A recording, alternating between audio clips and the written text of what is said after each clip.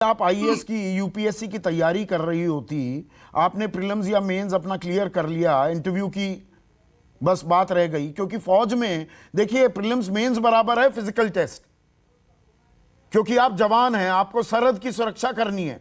सबसे बड़ा पैरामीटर किसी की भर्ती के लिए उसकी फिजिकल फिटनेस होती है, वो उसने पार कर लिया। सिर्फ एक लिखित इम्तिहान रह गया, यानी कि आपके केस में इंटरव्यू, और टर्म्स ऑफ रेफरेंसेस सारे बदल दिए जाएं। ये कितना जायज है? आपके साथ होता तो आप क्या कहती? देखिए, बच्चों को सुना और हम सब जगह सबकी बातें सुन रहे हैं। ऐसी बात नहीं कि सरकार बच्चों के साथ खड़ी नहीं है या बात नहीं समझ रही है, लेकिन ये समझना भी जरूरी है कि ये जो 75% बच्चे 4 साल के बाद हमारे समक्ष खड़े होंगे, 34,500, ऐसा नहीं है कि ये सिर्फ रक्षा मंत्रालय और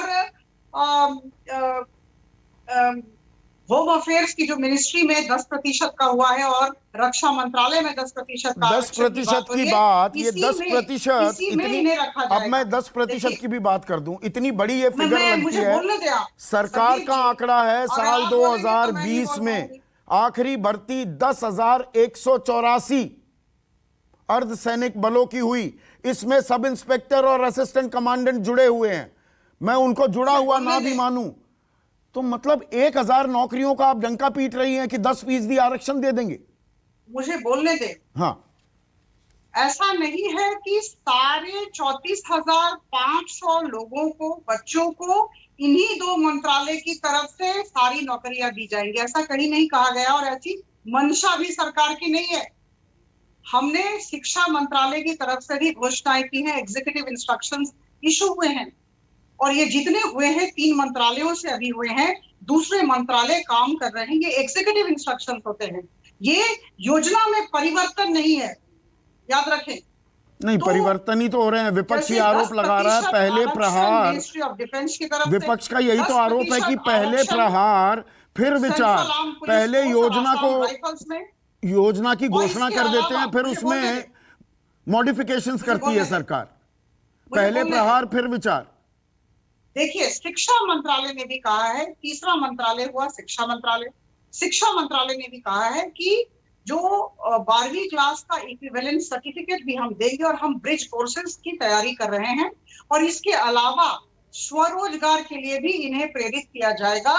और जो बैंक्स हैं जब लोन देंगे तो उसमें भी इन्हें प्राथमिकता दी जाएगी। ये युवा यही तो कह रहे थे अपराजिता कि हमें ये नहीं चाहिए, हम तो देश की सेवा, देश के लिए मरने मिटने के लिए 19 साल जाने की तैयारी कर रहे थे, और उसमें भी 2 साल से जो भर्तियां नहीं हुई, तो ये भर्ती तो 1.5 लाख होनी चाहिए थी। 46,000 में ये सारे जो 4 साल 5 साल से 2016, 17, 18 से जो भर्तियां उस वक्त भी हुई, कुछ लोग नहीं सेलेक्ट हो पाए, वो जो तैयारियों में लगे हुए थे, वो तो एक बहुत बड़ा तबका है, उसको आपने श्रिंक कर दिया 46,000 पर।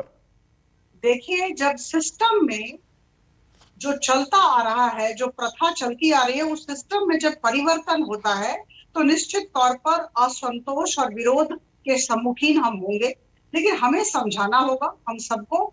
और जहां तक ये बच्चों का सवाल है, इन्हें देखिए, अभी इस स्कीम को उतरने दीजिए, कार्यान्वित होने दीजिए। 4 सालों की बात है, और मैं आपको बताना चाहूंगी कि 4 साल में जवान बूढ़ा हो जाएगा। अविश्वास न करें, विभिन्न मंत्रालयों की तरफ से एग्जीक्यूटिव इंस्ट्रक्शंस निकलेंगे।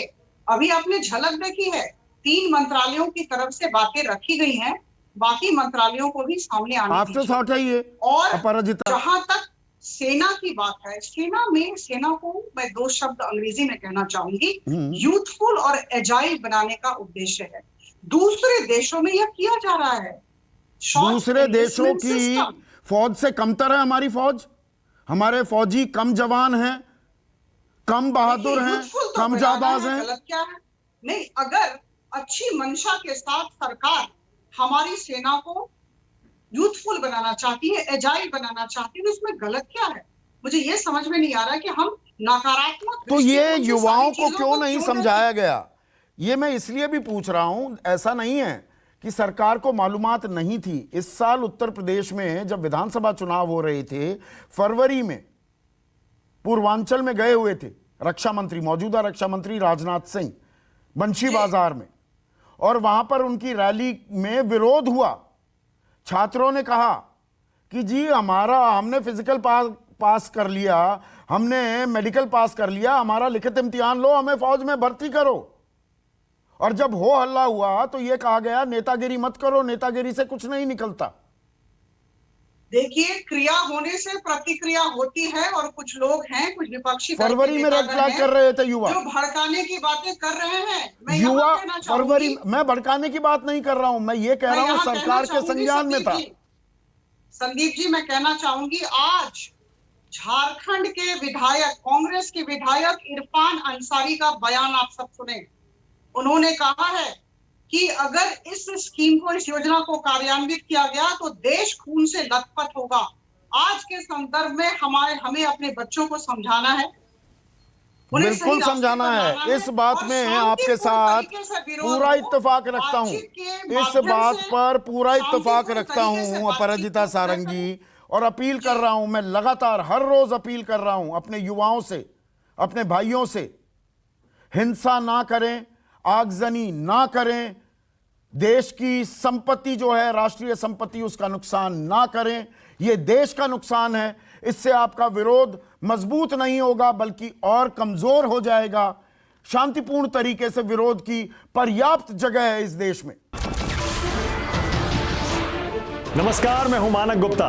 अगर आपको हमारा ये वीडियो पसंद आया हो तो इसे लाइक और शेयर जरूर करें, और हां, हमें सब्सक्राइब और फॉलो करना ना भूलें ताकि आप देश और दुनिया की कोई खबर मिस ना करें। तो जुड़े रहिए हमारे साथ और देखते रहिए News 24।